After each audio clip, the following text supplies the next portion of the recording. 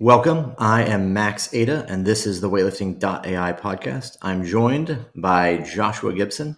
How you doing, Josh? I'm doing pretty well. Good. Today, I want to talk about some training topics. The first being the idea of workouts. I think you should do them. I think workouts are good. I think it's a good way to get better. Maybe not so much workouts, but the idea of like a training channel, like a workout channel or workout thread. And what I'm kind of discussing is the idea that a lot of times we build programs, people build programs and they think of exercises either in isolation or they think of exercises from more of a like constructing an entire workout together.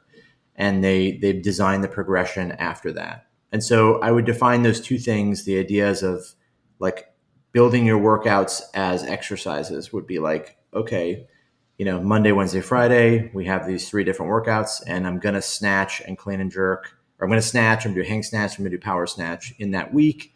And I'm going to kind of just plug them in there wherever they fit. And the big picture, total outcome, total volume, total intensity, all these things are what's most important, not super relevant where they end up, right? They don't have to end up on the same days. They don't have to end up whatever. We just have to get the total training done somewhere, in some form. I'll do drills and primers and those kind of things as I feel I need them, when I feel like they need them. And there's less structure to every single workout session. The other side of this, which I'm kind of curious about, or is a little bit different way of programming, which would be like to take an entire set of movements, like a drill or a primer, main exercise, and then maybe like a strength exercise, and maybe even some other type of exercise, like a remedial kind of thing, bodybuilding. And those basically are locked together and always appear in the same order, in the same way. There may be a progression to that, there may not, but it might be like you always do, like, okay, it's like a routine. You've got your no hook, no feet warm up to 60 kilos, 60%. Then you got your, hang snatch with no feet. Then you got your RDLs. Then you got your snatch grip press. And that's your session. That's your routine. And you do that every single time that session comes up. Let's say it's every Monday or every Wednesday or whatever. And then there's a progression to every element in that. There's no rotation of exercise. There's no sequencing outside of that. It's just the same thing every single time. The way that I would look at that, I know there was Bondarchuk talked about having these kind of training sessions. His was a little bit different in that like people would do basically the same workout, many times in a week, same intensities, everything, right? And even Mike Tushir does, like with the emergent strategies, similar kind of things to this, where it's like you might have like, it's the same exact set of exercises done again and again and again in workouts, right? Maybe Mike's different. I know Bondarchuk did it. It's just there's flexibility with microcycle length. Sure. So it's like maybe it's A, B, and those are the 2 workouts that are different. And that you could almost say that would construct a microcycle where it's like A, B, off, A, B, off, A, B, off. And it's just 2 workouts. Right. Or 3 or 4 or 5 or 6 or 7. Because you could have a 2-week-long macrocycle or microcycle. Right. Which would be like a 0.5 frequency or something. Yeah. So the question then becomes, and I'm curious your thoughts, what do you feel makes one of those strategies better than the other? Or if you feel like there is a benefit to, there's like obvious benefits to creating a workout in a certain way, right? That seem obvious. Is that like, well, the drill I do for hang snatch is specific to that, and that's going to help me get better at the technical element of hang snatch. So I construct my workouts in a way that maximize drill skill transfer to the movement and a strength movement done right after that to augment the magnitude of the session. That makes sense. But is there potentially a downside to that, or is there potentially no real measurable upside? Yeah, I think the first point I would make is the process of actually being able to differentiate the 2 would be to have the thing you want to improve and having that in the program and saying like, is that moving or not? Right. So like the most sure you can be is by having the actual test itself and then seeing the change in performance on the test. Now, if I were to just kind of think through it, I would say you're looking at two different things. You're looking at, in theory, you're looking at this concept of like in theory, and then you're looking at this concept of in reality. And the two one, places I live. yeah. And the one that would be changing, the one that would be introducing more variety, more flexibility, I'd say that's the one that's in the theory bucket. The one where things are repeating, things are constant, things are certain, that's in reality. And it's like, which one are you going to lean into more? And it's like, well, initially you're going to lean into in reality for most people, just because you can have, some sort of like measurable standard by which you say training is progressing or not. And you could take also very more like visible ideas and apply them. Like, oh, if you do the same thing, I can see you doing the same thing. You're obviously getting better. You're obviously becoming more efficient. You're becoming stronger. You're gaining the qualities that we want you to gain. Now, if it's like faster or slower than the alternative, that's a different question. But the other one, you're going to be operating more in theory land, where the only way you'll know for certain is by having like other ways to measure progress. Right. So you would have to be able to track bar path. You'd have to track bar speed. You have to zoom out a lot more. So I guess the question too would really be a matter of like, the big question we're asking is it simply a byproduct of the most fundamental parameters? Right. If your overload is the same, the amount of volume and intensity you do, does it matter how it's executed? Like, as long as fatigue management is accounted for, it's the same exercises, the same volumes. Does it matter if it's executed in a certain pattern or a certain way, or does it just matter that it's executed a certain amount of time, right? If the density of training is the same over the course of 6 weeks, you do, 700 reps and they're all the same intensity as they would be. That would be a question of like, is there a benefit to the organization of that volume? Yeah. The next layer of that question would obviously be, could you increase one of those variables because of the organization of the volume? Let's say if you had 700 reps and it was flat across the weeks, maybe that's less effective than having like 2 up, 1 down, 2 up, 1 down, 1 up, where you can actually get in the same amount of work, but recover from it a bit more effectively. But I'm talking about like at the workout level, at the intraday level, where it's like, you're going to do, let's just like, to make this more digestible, you're going to do 20 sets of 3 in the hang snatch. Yeah. And the gradient of intensity is the same. So you're going to like, some of them are 70, 80, 90, whatever percent. So the total volume and loading is the same.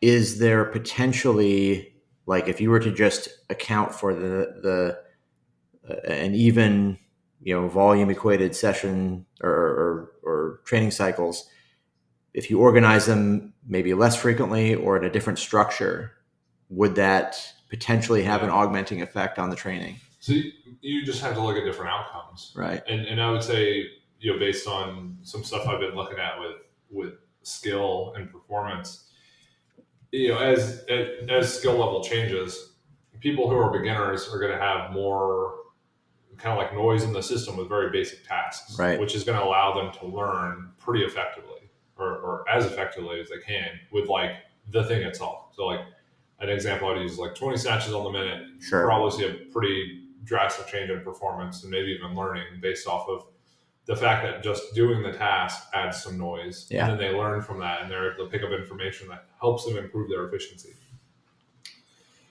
As they get more advanced, you need more noise in the system to create like almost like overload, like disruption, so that you can then get more information from it or adapt and gain skill. When you say noise, what do you mean by noise? Like unpredictability, variability. So like ultimately, I was kind of working my way to this point of, with beginners, maybe you do some like block style practice and they get pretty good results.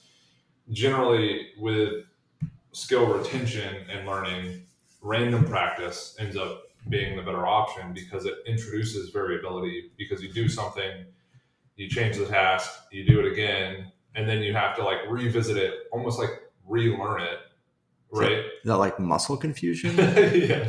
To some extent too, it's like I've thought about this in the context of weightlifting workouts. If you're just looking at it from a skill perspective, it's like, well, what if you muscle snatch last in a workout?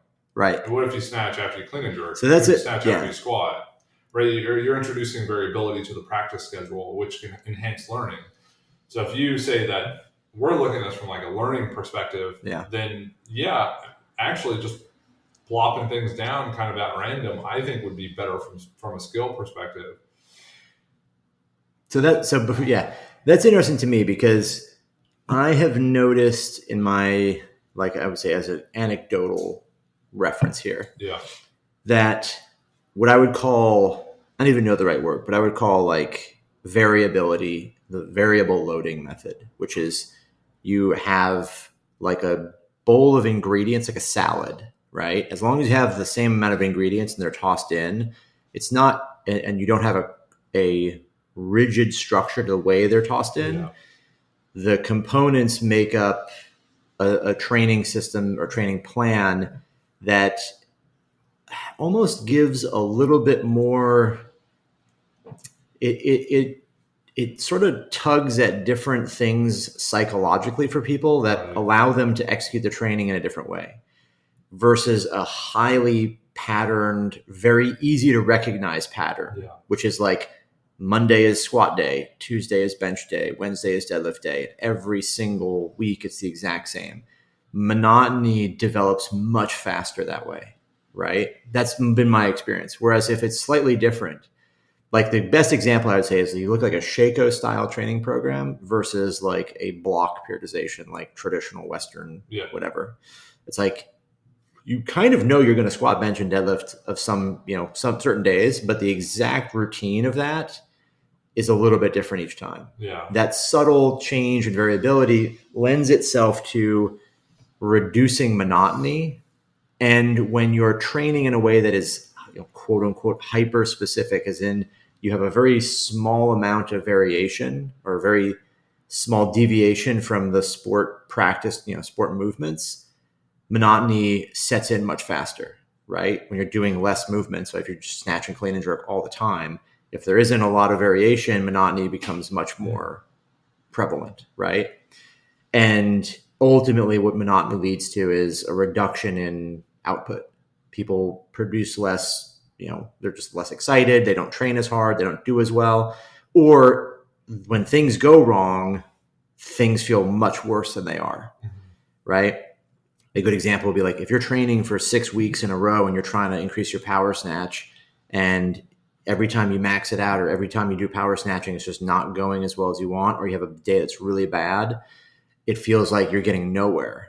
But if you power snatch kind of quote unquote at random, or it appears in the program in a, random is the wrong word. I don't know exactly what the word I'm thinking of, but if it appears in a non-traditional pattern, and you have a not so great day at it, it has a much less significant impact psychologically. It doesn't make you feel as shitty about it. You almost expect it. Well, you don't expect it to be rationalized away. Yeah, the randomness, the non-traditional pattern reduces expectation of what's supposed to happen. So the noise, right? So it's the noise, so right? It's like you're watching TV, right, and you have a bunch of fuzz. It's like, I think this is, what's it? Josh, it's 2022. First of all, who's watching TV, and who the fuck is watching It's Three's Company? That show is older than I am. I was just imagining like a box TV. Good Lord. Kind of fuzz everywhere. I think it's this TV show. You're like, Josh, I'm not disappointed that's bad. I can't make it out. Everybody from that show is dead. John Ritter's dead. Long dead, Josh. Yeah, I see what you're saying. Yeah. The idea of noise, right? We talk about this a lot. The idea of like noise in training that isn't, I don't know how to describe it. It's not necessarily, and I'm going into a very like question sort of, I'm curious, right? It's not necessarily something that is like, if you plan it too rigidly, it has this negative impact, or it can have a negative impact if the plan is so rigid. But if the plan is just feels unstructured, it has the same negative impact. So there's this degree of like... Well, the thing that augments that the most is going to be performance. Right. Because you could say, you make the case that, well, if it's too structured, potential for losing motivation.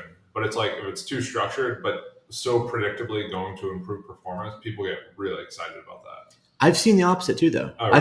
I've had like powerlifters that will make PRs and be super strong and have added kilos to their total, to their lifts, and then just be totally unmotivated and quit. Yeah. And I've seen it before. Yeah. Right. And it could be that like they're just overtrained. Right. I mean, if that's, wherever you believe that falls, right. They're at a point where their motivation has completely declined, potentially because the structure of the training was just so even making progress was just not exciting. Yeah. Right. That like, so, and it's an interesting question. And it could also be that like the real question is probably more, what are the real benefits of the different types of structure to a session or a training session? One would be that if you organize the actual structure of the sets and reps in a certain way, it's easier to accomplish more volume, right? Like if you have a session and you want to plan to do 30 reps that session, if you do all of them as doubles versus doing like waves, like 3-2-1, 3-2-1, right? There's potentially a way to accomplish that same amount of training volume in a way that feels like it's easier. Yeah. And so the benefit there would be that you can do more training volume, right? Well, I would imagine doing 30 singles is probably the solution you'd end up at. No, I don't think so. Because 30 singles might become so boring that you're like single number 19 sucks hard, right? Because you're like, shit, I got 11 more of these, right? Would you have the best quality training with 30 singles? Well, the quality too, right? So I think if we were to measure, my guess for this would be like, you're going to end up at a place where there's a couple of things converging. One is, let's just use velocity as a proxy for technique, right? I would say velocity and displacement. Right. So you say, okay, as velocity declines intraset, then the set needs to be terminated, right? If you have a decrease of, let's say, 20% bar velocity over the course of X amount of reps that you're doing, 4 reps or whatever in a set, then okay, that set needs to stop. Yeah. And so you'd auto-regulate the size of your sets by bar speed, right? By bar velocity to get the best possible training effect technically.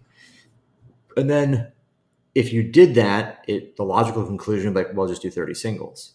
Yeah. Right. But then the other benefit is that, well, you might not decrease 20% per single. So you could do more in a row. Yeah. And the density of your training going up would have some benefit on, muscular endurance and potentially technical elements where being fatigued, the weight feeling heavier, you have to, basically fight harder. You need to it develops some of those qualities that are somewhat necessary. Yeah. Right.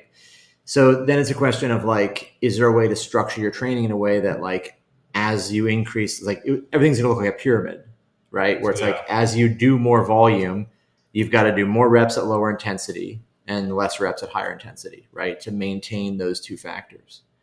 So does it make sense then? Like, is there a way where you'd be like, yeah, there's definite one is like potentiating effect of having a certain structure to the workout, whether it's a pyramid or it's like a wave thing, where you do like a triple, then a single, or, you do whatever funky structure you want to put into the actual organization of the sets that has a benefit in that you can do more training that way. Yeah. And it potentially maximizes the, quote unquote technical aspect because you control fatigue better and you control bar velocity better in that you're not having sets that are way too high reps and sets that are just so low in reps that like it takes you forever to execute the training session. Yeah. Right. Have you ever done that? What? Like broken them up to the extreme to where it was like every session's only singles. Yeah. Well, and I know it's a dumb question because you max out. Oh, yeah, that's true. Yeah. Straight, but like every session's one single. But if you have like 15 reps, and it's like 15 on the minute or. So there's two things that are interesting to me. Yeah. Two anecdotal things. One is auto-regulating your sets by set size. Saying we did a podcast with Gabriel Sincran years ago with Seb and Zach, I think. And he described that, the training system in Romania when he was growing up was just the coach would write, you've got 22 reps in snatch today, right? And probably an intensity as well. And just get them done however you want to get them done. It's like average intensity or like? I think just an actual, 80% is the workout today, and you got 20 reps there. You can do whatever you want, however you want to do it. You can do 20 singles, you could do 10 doubles. Oh. He told us that when he started, he was so excited, he would just do everything as one set. Like 10. One set of 50. Yeah, one set of 10, right? So like that's kind of interesting. I've used that system in powerlifting as like a bridge block where it's you got 24 reps. We do that in the gym, right? Yeah. So you got 24 reps at 70%. I actually got that from Chad. It was a smart idea, right? You got 24 reps at 70%, break them up by bar speed. If bar speed starts to slow down, your technique starts to degrade, stop and just get them done however you want to get them done. I personally really love that style of training because the autoregulation is much more in tune with you're focused on the quality of your training and the quality of the reps. And you're not sitting there thinking, I got to do 6 here. You're thinking, I'm going to try and get 5. Right. And ultimately it definitely has a big impact on just the overall feeling of the quality of your training. Right. And I find that's a good way to train. The other story, I was talking to Yasha Fei at Worlds, and Oleg Chen lives in Northern California now. He lives and trains with Yasha, coaches at Yasha's gym, Marin Heavy Athletics, for the 4 people that are probably listening there. Yasha described a story where he watched him. He said, yeah, Oleg has people doing like lots of sets of 5 and high rep snatches, stuff like that. He said he watched Oleg take, I want to say 110 and did like a high hang power snatch for 8 reps. Wow. And he was like, that was his workout. He said every rep was identical. And he was like, that's what like the shit he was doing, like these really high rep sets. And he said, I was asking him, how's Oleg write the programs in the set? And he said, Oleg is like super dialed in and like he controls every rep you do. So he writes everything from like 60% all the way to maximum. Yeah. So like you don't, if you come in on a day, it's like you're doing 60 for 5, 70 for 4, 75 for 3, 80 for 3, 85 for 3. And like those are the exact jumps. He said there was a workout where people were like, is this right? Because it was like 70, 80, 90. And he was like, yes, it has to be that. Like that's what we're doing. That's the workout. You don't take one in between.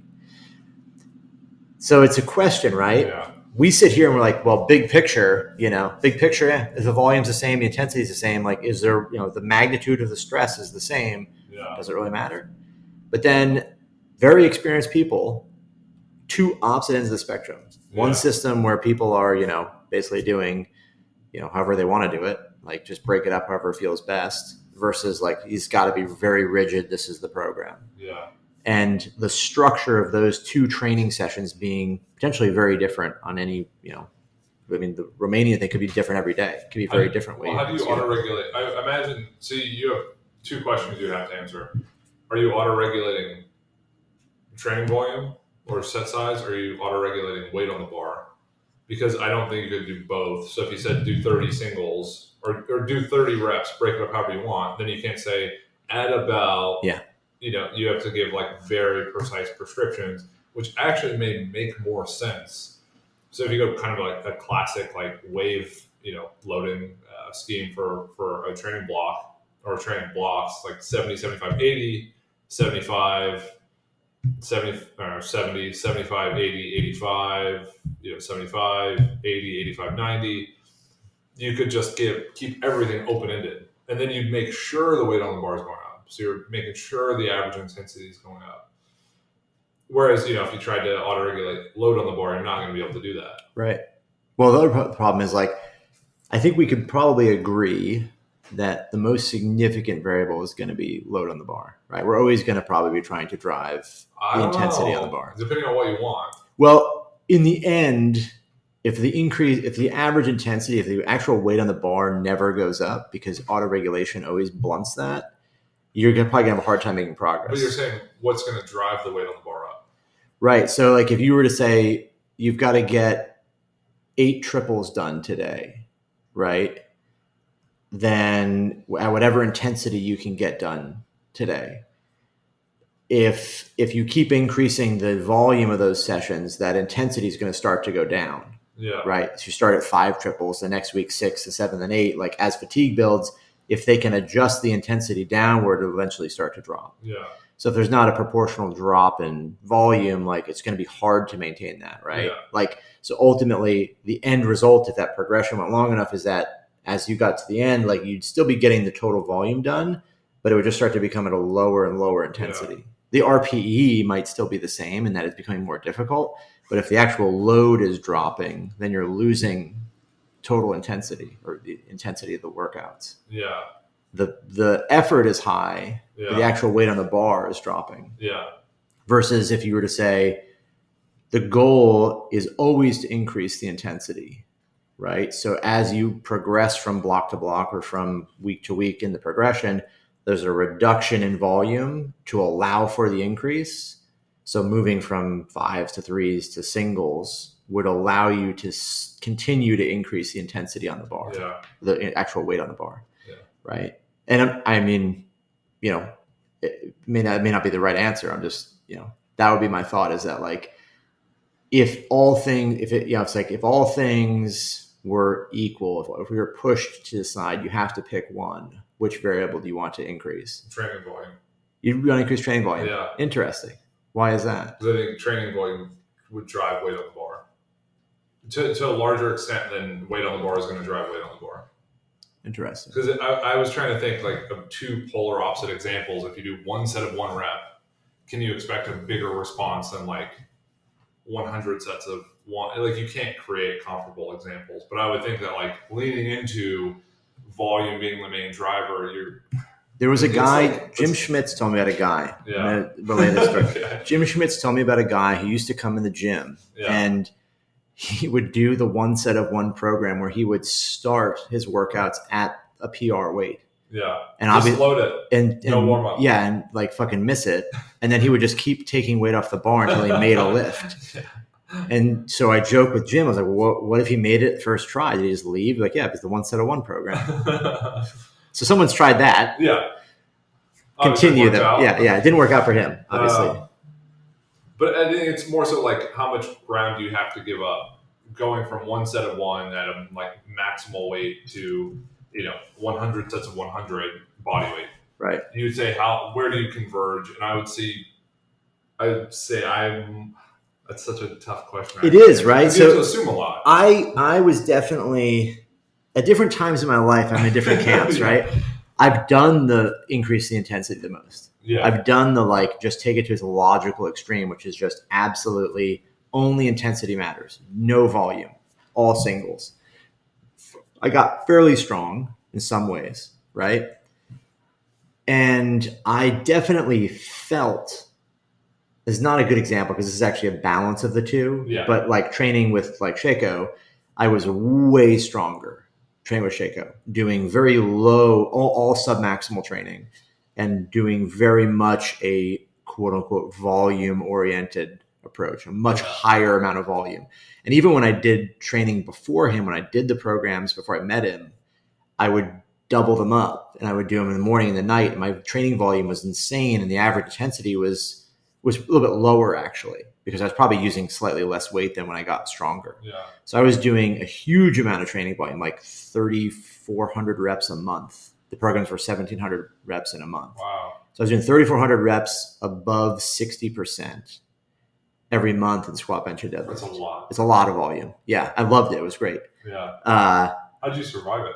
It was fine. Like, because it was like, it's all submaximal. And I came from training like an idiot, like training just super hard all the time. I did that for a whole training cycle. And then by the end of it, I was really fucked up. Like I could feel it wasn't going to last long. Yeah. That's when I actually contacted him and actually like got a program, and it was like half the volume. But it's so to go to like sort of like definitely bolster the case for volume being the bigger metric, the most important variable there. It's like I was very strong that way. Yeah. Very, very strong with the peak intensity was not high in the program, but the average weight on the bar, the average intensity was definitely always trending upward. Well, and it's a tough question because you have to ask in terms of like which timeline and then which quality. A week. I got a week for my competition. Well, it's like if you have like two, you have a week. It's like heavy singles every day. What about the garbage man analogy from John Bros? You're a garbage man, and your family gets kidnapped, and well, that's a part of it. But you're a garbage stranded on a desert island. No, it's like if your family got kidnapped and you had 6 weeks to build your squat up, what would you do? I used that. I told someone that on the airplane. Right, nice, right? So then you have to ask yourself the question, which is, what the fuck are you doing in your life? Your family gets kidnapped, and that like squatting is the way out of this. I do 3 sets of 10 at 70%. Yeah. Well, so the interesting point, right? And this is kind of on a tangent, but I'm like, do you think Ed Cohn would say I'd squat every day? No, he'd be like, I got 6 weeks. I'm going to build the 6 week power. 4. Yeah, he would build a 6 week power gym program and peak for it. Right? Like, but there's no. I would not. I don't think that'd be the best approach, though. But I mean, like, why? Because a lot of what you're doing earlier on is to push volume. I mean, in theory, to build muscle, right? Unless you think volume is a significant disruptor. This is another good topic, the hypertrophy and volume thing, because this is something that I've definitely. Let's go for it, right? Because we're already in this podcast. So let's put a pin in the first part of this discussion. Put a pin in Ed. In that, but I want to talk about the hypertrophy thing. Tell me if I'm just totally retarded when I say this. Hypertrophy training and the idea of it, like we're going to do like a lot of high rep sets, makes sense in the context of we want to try to accomplish as much total volume as we can, because that's where the biggest effect of hypertrophy happens, right? If we can get more volume in, we do a lot of it, we're going to get bigger. For a long time when I was coaching, I used to be a good coach, and I would coach like Alyssa or somebody. I started seeing the idea of hypertrophy in a different way, which was like calories. If you want to stay 200 pounds, you have to eat, let's say, 2,500 calories a day. And if you go above that number of calories, you'll start to get larger. If you go below that, you'll start to get smaller.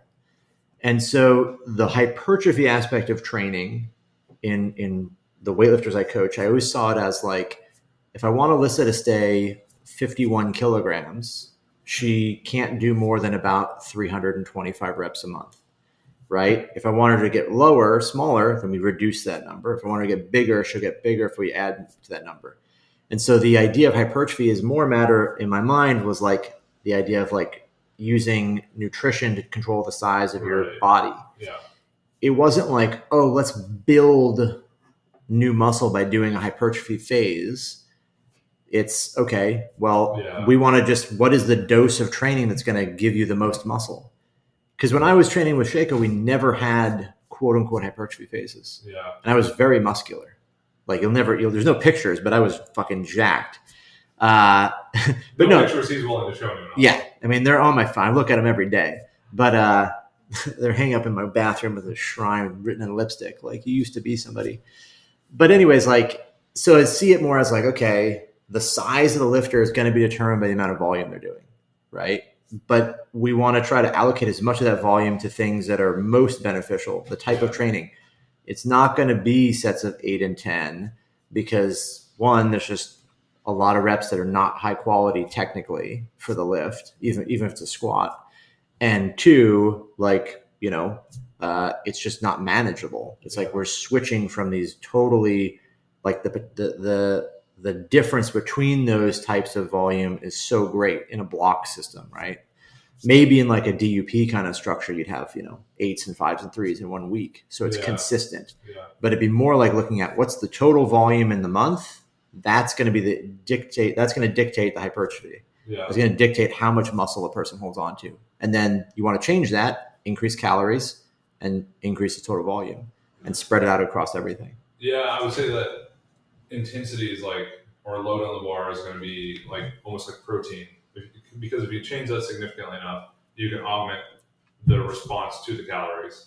Well, so we also have to assume, right? Like when we talk about what I'm talking about, it's like exactly where the type of meals you're eating because you're doing weightlifting, right? So there's a pretty obvious like cross section of intensity involved in it. But what if you allocate a lot of that training to just your back? Sure. So maybe the total volume doesn't change, but training per body part changes. Right. So what you do then, I always looked at it as like you allocate exercise selection to determine the local effect of the training. Yeah. You want your back to be stronger, you allocate more training to your back, right? More volume to your back. Because ultimately the goal should be like, we want to maximize technical practice. We want to maximize the training effect to develop power, right? And strength. And so like the things we're doing, we want to try to converge on those points as much as possible. We have to move away from that convergence a little bit in some phases that are lighter and some phases that are heavier, right? Yeah. So a system that emerges from that is something that looks like weightlifting programs today, right? Where it's like a lot of volume and training that's dedicated to this like 70 to 90% range, 80 to 90% in more advanced athletes. Yeah. That's all kind of like, basically in that little bubble, right? You could increase that and then increase the calories somebody has, or maybe increase the intensity of that, right? Or change some of those exercises like squats and deadlifts to be higher RPE ranges, right? More sets closer to failure, right? To augment that. But largely, by and large, the volume is a number that basically becomes a sort of set number, right? Or range. We're kind of hovering in that range. And that's going to be the thing that dictates the muscle mass a person carries on them. The question then becomes, what's the range? Well, I mean, that's everyone's individual, right? Yeah. It's what they tolerate, right? Yeah. And we've seen these numbers too, right? And these numbers kind of emerge from data. We can look at lifters that are successful, that train in certain volume ranges, right? And we can look at lifters that are, historical data we have from like Soviet Union, right? And we can say, okay, well, those numbers might be inflated, but it gives us an idea, right? Yeah. You're probably not going to be above that, right? You're definitely not going to be above that, unless you're on EPO. But so that's the hypertrophy question. Back to the original one, which I think is an interesting question. Yeah. The structure of the actual workout session itself, does it have a huge impact on the results if it's not augmenting some other variable? So like if we change the structure, all of a sudden we can do 10% more volume or use a higher intensity. Yeah. Does it make a big difference if you just did like 30 singles versus doing 10 triples? I mean, it depends on what you struggle with too, right? So you would say, well, I guess then I would call into question, like you're just creating a different workout structure, right? Because if like your legs are weak and you need to push the squat and you squat first every workout, it's like, well, you made a different structure. You didn't make it more flexible or more lenient.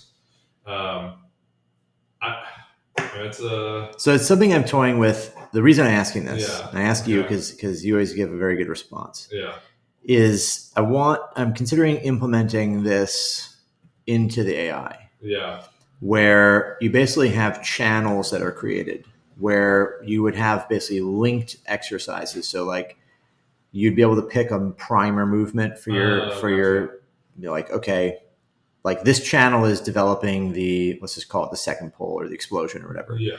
And so there's a group of exercises dedicated to that. Instead of them being allocated based on the size of the sessions and just where they fall in the week, it'd be allocated to a channel that is like, now you get this like group of 4 different movements that are linked together, and they're always going to appear together in the same order. The intensity will change, the volume will change of those sessions, but the linking of like, first you do a muscle snatch, then you do a hang snatch, then you do RDLs. Yeah. And that's your little like channel. It's linked like that. And that progression follows its own thing, not independent of everything else, but in isolation of everything else. Yeah. It's not influenced by like, oh, you have power cleans today, that you can't do hang snatch that day. It's just going to appear. Yeah. You can have a couple of these channels that would exist, right? One for the primary movements, right? Snatch, clean, jerk, squat, pull. Right? Maybe not pull. Pull would probably be included in the channel. But you have basically these 3 things, snatch, clean and jerk, and squat, that are included in these channels. So like, for example, your squat workout would be like, instead of the squats being based on the size of the session for any one day, it would be much more like, oh, you're doing 8s today, or you're doing 6s today, or you're doing 5s. And that's like a rigid thing that appears that way. It makes sense. I'm just thinking, what if people space it out in a way that doesn't make sense? So it's like you have ABC workouts, someone goes ABC, CBA, and suddenly the A workouts are like 2 weeks apart. How does that affect the progress on that workout. But then kind of to your point, it's like, well, then what matters? Yeah. Then you would say, well, it's like a proximity thing. Because I have a similar strategy. Well, I don't have a similar strategy, but I'll do like an idea. I use this term, but it's like consolidating stressors with training, but it's not really consolidating stressors. It's more so just like how many of the same movements can we have within a close proximity? Not because, it's to get a certain amount of training volume, but it's like to just stimulate that one thing. So like you wonder how long that would last when it's stimulated, and if that matters. Yeah. So like can you abuse this right. structure? Right. So it's like, I find this it's such an interesting thought, right? Yeah. Like what you're saying is like, and I agree with it, right? It's like, if you're going to do, let's say you want to work on whatever, the first pull or something. So you have like, your primer is like you warm up with tempo snatches. Then you do like a pause at the knee snatch. Then you do like heavy snatch deadlifts to the knee, right? And so you have you've increased the magnitude of stress on that particular movement in sort of different modalities, right? Some pause, some tempo, some, strength work. And that session itself might do a significantly better job of training that technique aspect and training whatever strength component that's necessary to improve there. Because like you said, you've consolidated the stressors to be, the magnitude is so much greater than if you did those same three things throughout the week, right? In just whatever. So like it's kind of like saying, how can we take the salad and turn it into a sandwich, right? A structured, very directed, structured thing. Ultimately, the calories and everything are the same. Ultimately, the training volume and intensity are all the same, because in the end, it's like you're probably not going to be adding much to this because they're all together. If anything, it might have the opposite effect, where there's so much directed work at one element that it makes you that much more fatigued there, right? The local fatigue becomes greater. I imagine frequency is probably the thing you want to push towards. It's like how often can you stimulate the thing you want to improve? Right. And like the more often you can stimulate it, the better. It's kind of like there's a principle that would dictate exactly how this is done. Like the stimulus, the stimulus that is imparted on the tissue, the time it takes to recover from that stimulus, and then the adaptation that happens because of that. Yeah. So then, this is where we're getting to. We're sorting this out right now. Okay. You have the SRA curve. Yeah. The SRA curve earlier in a training cycle, when we have lower intensities and higher volumes, those SRA curves of those sessions, if they're spread apart, are reduced so they could appear more frequently, right? So maybe in like an earlier phase of training, for the same example, you've got tempo snatch, pause snatch, and snatch deadlift to the knee. That might appear 3 times or 2 or 3 times each in the whole week, because the magnitude of those things on, let's just say, your low back is slightly less, because there's a little bit more time between each one of them to recover. And the volumes and intensities are somewhat low. The intensity is so much lower. So it's not quite as detrimental. As you progress through the training cycle, you consolidate those stressors more and more to get a more targeted impact, right? A more targeted result. So you start to compress them together and start to incorporate them into one workout that is such a high magnitude that you're driven far into the fatigue range, and then it takes a little bit longer to recover from that. So the SRA curve of your training sessions go from very short to very long through your training cycle. So maybe a structured approach to training, like the actual workout structure, matters more based on the SRA curve of that workout, right? If your SRA curve is very short, it's like hypertrophy sessions. Like, does it matter if you do like curls, hammer curls, then barbell curls, and Zotman curls, right? Yeah. Well, it does if you're going fucking super hard on them. Yeah. But if you're not going as hard, if the volume is, if you're a little bit lighter and there's more volume early in the cycle, then you can spread them out slightly more, right?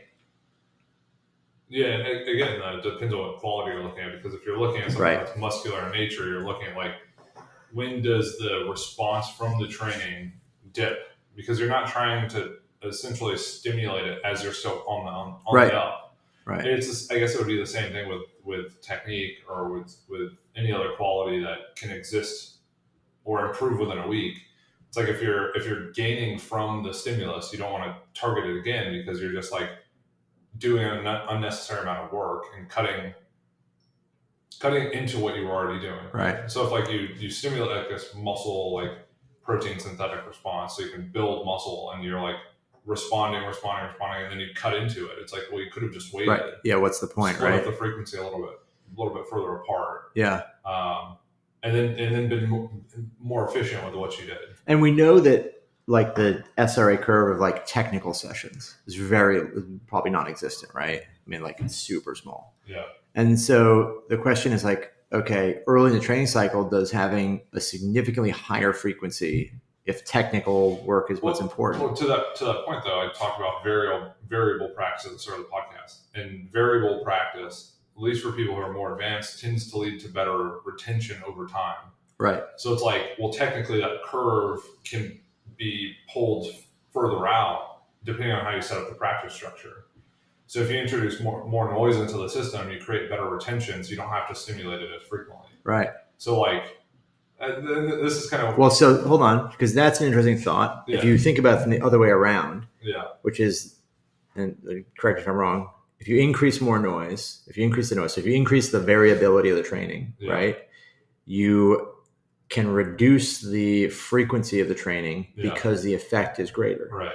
So if you flip that around and say, I have to reduce the effect, I have to reduce the frequency of my training because it's becoming so stimulative, so intense that the amount of time it takes to recover from that, I should increase the amount of variability so that I can counteract the reduction in total training sessions. And to bolster that point, like how many people listening have coached someone and given them classic snatches and not seen them change their technique? Yeah. And then you give them a no hook, no feet snatch. And like, you're like, now you know how to pull under the bar. First off, that's the greatest exercise known to man. Well, so on top of that, I'll say I've been using a lot of no hook, no feet cleans, and they've been incredible for people who get really disconnected at the top. That's such a great exercise. Like honestly, it's like transformative. Yeah. Honestly, Nora Vardanian is the one who popularized it, but it's definitely the best way to train. Yeah, it's a great exercise. So you would say, well, I've seen people do classic snatches multiple times a week and not change their technique because there's no noise. There's no information for them to garner or to gain by which to change their movement. There's like no disruption. There's no disruption. Right. Coaches try to do that with cues. And what you're essentially doing is augmenting the reach. If you say that hard enough, it disrupts everything. Yeah, disrupts everything. But what you're essentially doing with cues or instructions or coaching is you're changing the task to allow for more information to be gained in some capacity. Yeah. And if you're stacking that on top of just like plain training, it's just not stimulative enough, right? So you would have to do something different. You would change it, make it more variable, and then that would stretch out the effect. Yeah. Yeah. I think it's interesting because this is the kind of stuff that is like, it's always a question of like, well, what are you doing? Why are you doing it? What's the end result? But the big question to me that's exciting or interesting is always a matter of like, how can we systematize this? Like, what is a systematic approach to this? Because if you only do it as a gut feeling, like I know we got to do this because it's going to work, or I know in theory, there's no systematic approach to it. It becomes sort of difficult to like measure whether or not that's working, or have rules around it, right? So what is the degree to which something needs to deviate to become noise enough? Is a power snatch different enough than a snatch? Is a no hook, no feet snatch different enough than a snatch? Are these things far enough away, or is a change in the training load of 20% workout to workout, is that different enough to have that same effect? Because it's like, okay, well, theoretically, there's some noise if you just snatch every day. Snatch and clean jerk every day, because some days are good, some are bad, right? The noise could be from fatigue. Right. So if you expand out, and this is another concept with skill acquisition, is that you actually want to perform under fatigue, like experiencing anxiety, emotional distress, different situations, because those augment your ability to perform a skill. So in training, like through it or under it, it augments the learning. So you're saying that the program that would be best to develop the program that would, or some of the factors that would influence a great program with high technical learning, right? Great skill acquisition, and augment the ability to do more training, or augment the training you're doing so you could have slightly less training in the program, would be to have high variability and very hard training, we'd call, right? It's like you're fatigued. Yeah. So you're training really hard on a pretty large variation of exercises, right? Throw bands and chains in there, and what have you got? West Side. You're saying it's West Side. No, I'm kidding. But ultimately, right? It's like a program that has a large amount of, like, they kind of compound on each other. Because you add volume to increase fatigue, not for the sake of we need fatigue to get better at technique, but that's a byproduct. Yeah. We want to do as much training as possible. So the training is going to have a shitload of volume, right? Or the most we can tolerate for whoever it is. And to potentially either reduce the amount of volume you need to give somebody, you can add variability into the program because it would slightly decrease that, or it just allows you to do more volume because it's been there's so much variability that it's somewhat different, so much easier to accomplish. I would even say that because there's this concept called like the constraints-led approach that was popularized by some guy named Newell, but basically like you constrain the task in some way to force the learner to figure out what they're doing. No hook, no feet. That's what exactly. Yeah. Did Newell invent this? Constraints, right? You're constraining in a way where you have to execute it correctly. So you would say, well, if I constrain it and the person is forced to execute it correctly, I can actually put on more fatigue, right? Because they're going to be less likely to deviate drastically from the because it's so hard. Because it's so hard to do it incorrectly. And then because you're also making it so hard, you reduce the relative difficulty of it. Yeah. Well, you don't reduce the relative. You can increase the relative difficulty. Yeah. So you can go heavier with like no hook, no feet. This really, I mean, the podcast really should have just been called the no hook, no feet. The reason why you do it. Yeah. But it does increase the ability to capture the things you want to capture, exactly, which are driving the overload mechanisms. We want more of them. So we want to increase volume, train with higher intensities, right? And those things we're always trying to get the most out of because they're so significant, right? It's the one variable we can dial up beyond. Like there's no limit to it. With specificity, there's a limit. You can't do more than a competition snatch. It's just, that's what it is, right? And fatigue management there's a zero sum, right? Like you get to zero, like you can have no training and you have all your fatigue managed perfectly, right? So overload, the mechanism of overload, the only thing we can actually dial up to, there's an infinite amount, it's an unlimited level. Obviously you're going to die at some point, but that's the thing we want to try to take a hold of and drive as hard as possible. Right. So we basically, it's kind of interesting. All these factors really kind of converge on a program that potentially looks like pretty high variability. Yeah. Right. We agree. And relatively high volume. Yeah. And that's right. Relatively high intensity. Yeah.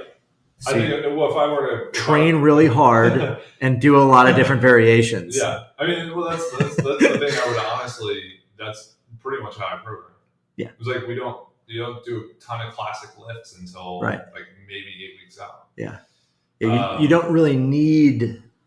So the negative thing would be that, and to sort of like what you just said makes sense. People would ask, why not just do, you're going to train hard, you should do the classic lifts.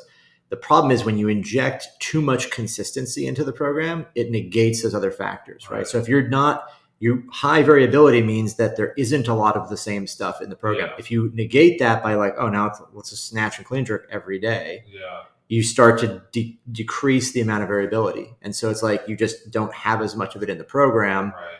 You can't do that. When you do that close to a meet, because you have to, because you need to be really good at snatch and clean and jerk. When you do that close to a meet, all those other factors have to sort of shift. So your variability will drop to some degree because now you're injecting more consistency. And just as a byproduct of like, if you're snatching 4 days a week and suddenly 2 of those days are now classic snatch, that's going to happen. Yeah. But also volume and intensity are going to have to adjust for that because suddenly the benefit of having high variability disappears, the advantage of that. kind of goes away because now all of a sudden you don't have it and you're going to have to reduce training loads, right? And change them. Yeah. Yeah. Cool. That was a good talk. That's reminiscent of some of the talks Josh and I have had over the year, over this last, I don't know how long it's been, 6 months? 6 months. God, it's only been 6 months. Yeah. But yeah, very interesting. If you want Josh to build you a program designed on very, very intellectual conversations and design something that's super specific to you, he's an incredible coach. You're doing remote coaching. You still take on new clients. Yeah. Yeah. You can go to philosophicalweightlifting.com, hit up the coaching tab, and I'd love to chat. Yeah. Stop sucking at weightlifting. You can or find powerlifting. Or powerlifting. Yeah. Or go from being a weightlifter to a powerlifter. And then back again. Yeah, and back again when you realize it's not that exciting. You can get my remote coaching at teamada.com. You can find me at Instagram, max_Ada. This is the Weightlifting.ai podcast. And if you are interested in a program that uses some of these principles, a lot of what we talk about here ends up in the app after I sort it out and figure out how to systematize it. That's what you're going to get. So check it out, weightlifting.ai, and we'll see you next time.